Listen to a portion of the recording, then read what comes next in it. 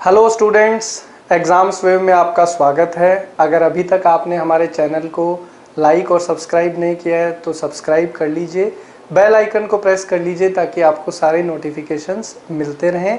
आज हम लोग डिस्कस करने वाले हैं एरर्स, और जो टॉपिक है जिस पे हम लोग डिस्कस कर रहे हैं एरर्स वो है एडजेक्टिव। काफ़ी इंपॉर्टेंट टॉपिक है पार्ट्स ऑफ स्पीच का। तो आइए शुरू करते हैं, कॉन्सेप्ट सीखेंगे क्वेश्चंस के थ्रू। पहला क्वेश्चन आपके सामने है, फटाफट से डायरेक्शन पढ़ लीजिए। जब भी हम लोग एरर के क्वेश्चन सॉल्व करते हैं तो हमें दिया रहता है कि सेंटेंस हैज एन एरर, कोई भी सेंटेंस है उसमें एरर है। In case there is no error, option D जो है वो हमारा करेक्ट आंसर बनता है, जिसको हम लोग नो एरर के नाम से जानते हैं। क्वेश्चन फर्स्ट है, there were no less than 50 persons present in the room, कि भी कमरे में 50 व्यक्तियों से कम मौजूद नहीं थे। तो यहाँ पे एडजेक्टिव चैप्टर में हम लोग एक कॉन्सेप्ट सीखते हैं काउंटेबल नाउन पे और अनकाउंटेबल नाउन पे। ठीक है, जो कॉन्सेप्ट हम लोग सीखते हैं वो हम लोग सीखते हैं काउंटेबल नाउन पे और अनकाउंटेबल नाउन पे। और जो एडजेक्टिव हमारे पास होते हैं वो एक होता है हमारे पास लिटिल और एक होता है फ्यू। तो यहाँ पे देखिए 50 पर्सन्स की अगर बात करते हैं तो 50 पर्सन्स जो है ये कौन सी कैटेगरी का नाउन है? काउंटेबल। काउंटेबल नाउन के लिए हम लोग लिटिल का यूज नहीं कर सकते, क्योंकि लिटिल किसके लिए यूज होता है? अनकाउंटेबल के लिए। काउंटेबल के लिए कौन यूज होता है? फ्यू। अब यहाँ पे आप देख रहे हैं कि हमने क्या लगा रखा है? देन। एडजेक्टिव चैप्टर में हम लोग ये भी पढ़ते हैं कि देन हमेशा कौन सी डिग्री के बाद में लगता है दोस्तों? कंपैरेटिव डिग्री के बाद में लगता है। किसके बाद में लगता है? कंपैरेटिव डिग्री के बाद में। तो यहाँ पे हम लोग लेस को हटाकर, क्योंकि लेस तो किसकी डिग्री है? कंपैरेटिव। लिटिल की कंपैरेटिव डिग्री है। फ्यू की कंपैरेटिव डिग्री क्या बनती है? फ्यूअर। क्या बनती है? फ्यूअर। तो हमको यहाँ पे लिखना पड़ेगा कि there were no fewer than 50 persons present in the room. तो यहाँ पे कौन से पार्ट में एरर हुआ दोस्तों? पार्ट बी में। ये हमारा क्या बन गया? आंसर। काफी इंपॉर्टेंट कॉन्सेप्ट था एडजेक्टिव चैप्टर का। अगले क्वेश्चन की तरफ मूव करते हैं। क्वेश्चन नंबर 2, ध्यान से देखिएगा। आपको दिया हुआ है कि few remarks that the he made were offensive to my friend, कि भी जो कुछ रिमार्क्स का मतलब होता है टिप्पणी करना, किसी के बारे में कमेंट पास करना।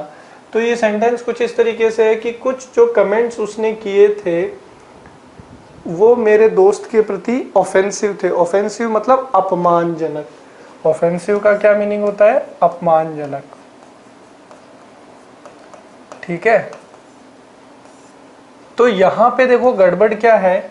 फ्यू रिमार्क्स, भाई कुछ रिमार्क्स तो उसने किए होंगे जो अपमानजनक थे दोस्त के लिए।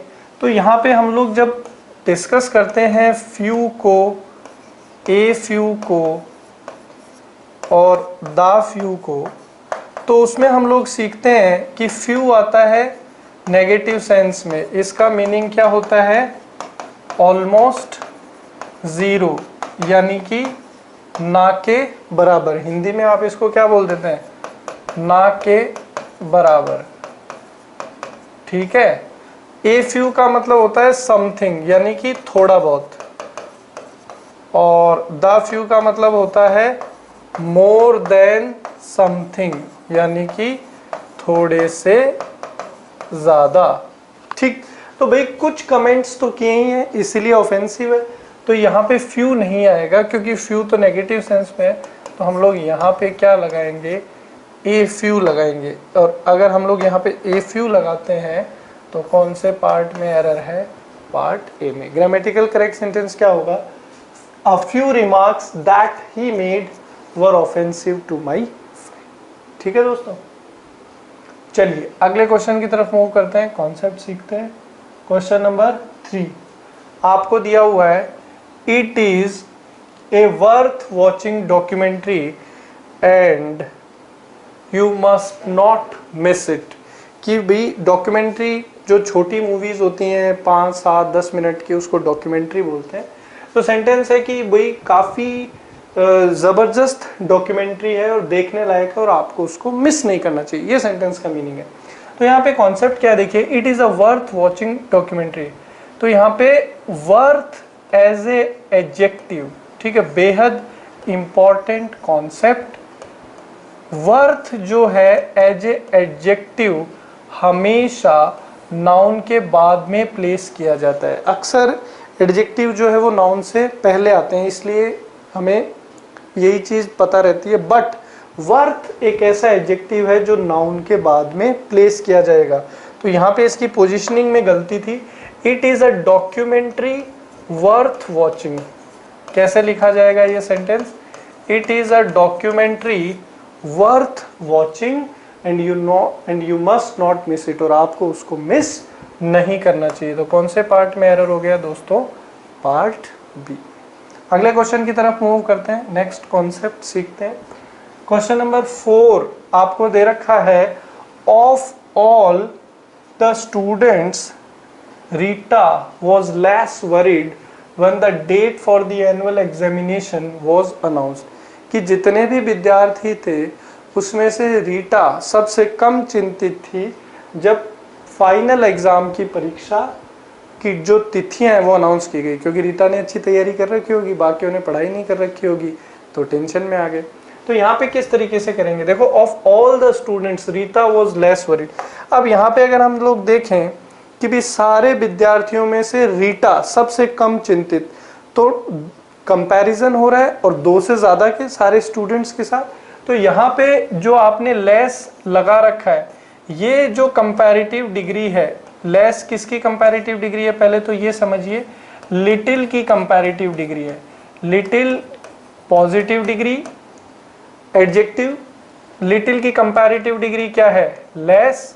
और अगर आपको इसकी क्या चाहिए? सुपरलेटिव डिग्री चाहिए। अगर आपको इसकी क्या चाहिए?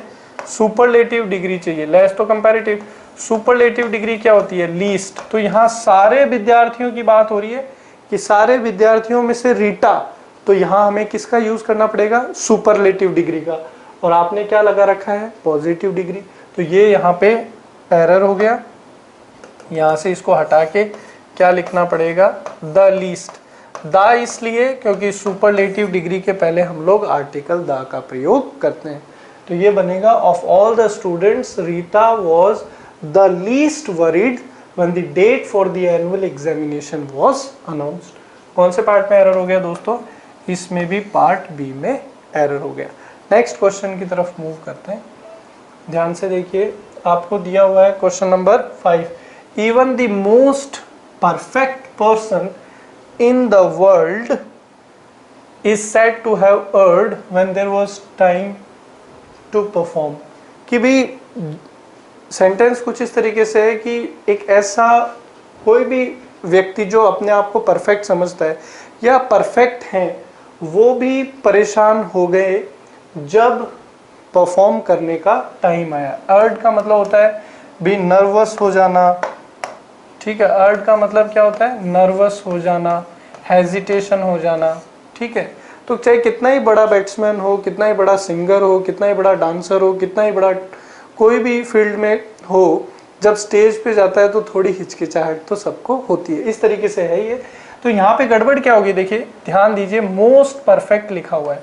परफेक्ट की अगर बात करता हूँ तो परफेक्ट एक नॉन ग्रेडेबल एडजेक्टिव है। कैसा एडजेक्टिव है दोस्तों? नॉन ग्रेडेबल एडजेक्टिव है। नॉन ग्रेडेबल एडजेक्टिव का मतलब होता है एक ऐसा एडजेक्टिव जिसके साथ आप ना तो कंपैरेटिव डिग्री का इस्तेमाल कर सकते हैं, ना पॉजिटिव डिग्री का इस्तेमाल कर सकते हैं, ना ही सुपरलेटिव डिग्री का इस्तेमाल कर सकते हैं। क्यों? क्योंकि इसका मीनिंग अपने आप में कैसा होता है? कंप्लीट होता है, ठीक है। नॉन ग्रेडेबल एडजेक्टिव जो है, इनका मीनिंग जो है वो अपने आप में कैसा होता है? कंप्लीट होता है। तो यहाँ पे अगर हम लोग ध्यान दें तो परफेक्ट जो है नॉन ग्रेडेबल है, तो इसके आगे द मोस्ट जो आपने लगाया है ये गड़बड़ है, क्योंकि ये कौन सी डिग्री थी? Superlative degree. ये आप नहीं लगा सकते। सीधा बनेगा even the perfect person in the world या even perfect person in the world is said to have earn, इस तरीके से हो जाएगा। तो कौन से पार्ट में एरर हुआ? पार्ट ए में। और इस तरीके के कॉन्सेप्ट्स अगर आप सीखना चाहते हैं डिटेल में तो आप हमारा कोर्स परचेज कर सकते हैं www.examswave.com से। Thank you so much.